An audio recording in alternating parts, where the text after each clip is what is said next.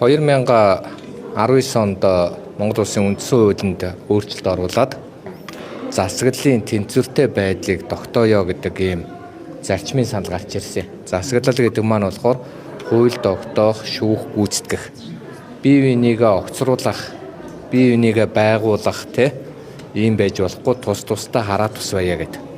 Тэр утгаараа тухайн үед намайг их хурлын гишүүн байхад үндсэн хуулийг өөрчлөхдөө засгийн газрыг огцруулалтыг бодиулаад огцорсон тооцдог болсон. Нэгсэндээ өөрөөр хэлбэл огцруулна гэдэг бол тухайн засгийн газрыг байхгүй бол огцорсон тооцно гэдэг бол энэ үйл явдал нь болсон гэдгийг баталгаажиж байна гэсэн үг. Тэрийг яаж шийддэг вэ гэхээр улсын их хурлын олонхоос энэ засгийн газрыг дэмжихгүй гэж байгаа шийдвэр гаргах юм. Дэмжихгүй, огцруулъя гэдэг шийдвэр гаргахгүй. Дэмжихгүй гэдэг шийдвэр гаргана. Хэрэг дэмжихгүй гэдэг шийдвэр гаргах юм бол огцорсон тооцно гэж байгаа байхгүй.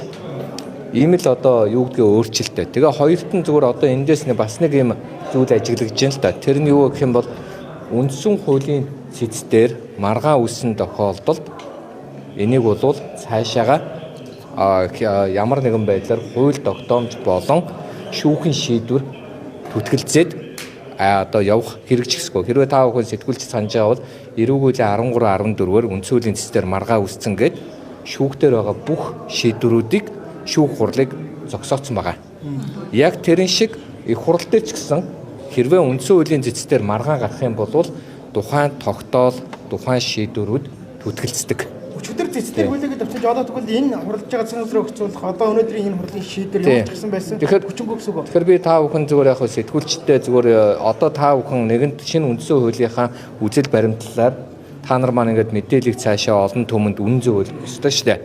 Жишээлбэл сэтгүүлч хүн огцорсон гэдэг нөгөө хуучны хуулиар яриад иж болохгүй байхгүй.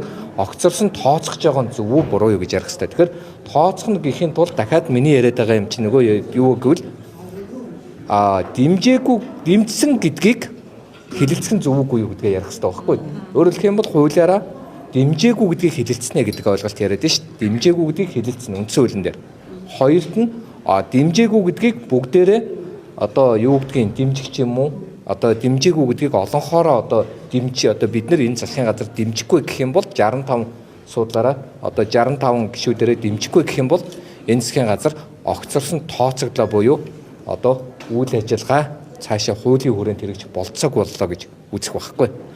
Хуулийн дэд дарга шийдвэр гаргажуулаа хийгээч гэдэг. Биш тэр их хурлын чуулганы хуралд оролцохгүй байна гэдэг байна. Биш энэ улсын их хурлын дэд дарга гэдэг бас нэг чиг үүрэг байгаа шүү дээ. Их хурлын уг нь бол бас энэ үндсэн хуулийн дээр уул нь улсын их хурлын олонх нь дарга цөөнхөн дэд дарга томилдог байхгүй бүлэгтэй бол дэд дарга томил. Манайхаа ингээл нэг дарга, нэг дэд дарга гэл нэг нам хоёр даргатай болчиход байгаа нь ингээд асуудлыг айгу бас юм сонирм үндсэн хуулийн дээр уулын тийм бас байхгүй шүү дээ. Гэтэ яг уламжлагдаад явцсан гэж ярьж байгаа. Хоёрдугаарт нь их хурлын дэд даргын хувьд өөрийн байр суурийг илэрхийлэх нь чинь их хурлын дарга гэсэн өөрийн байр суурийг илэрхийлж болохгүй байхгүй. Яг тэгвэл тэр хүний чиг үүрэг нь хуралдааныг зохион байгуулах гэдэг л чиг үүрэгтэй юм шүү дээ. Их хурлын гишүүн гэдэг үндэсгээрөө явах ёсгүй шүү дээ. Тэгэхээр өнөөдөр засгийн газрыг ажиллах ёсгүй зөв байгаа буруу байгаа тэр хүний мэдлийн юм биш. Гэхдээ өнөөдөр би маш их санаа зовж байгаа юм үндсэн хуулийн бус аргаар төрийн эрх мэдлийг авах гад улаарч ийн гэж харагдаж байгаа.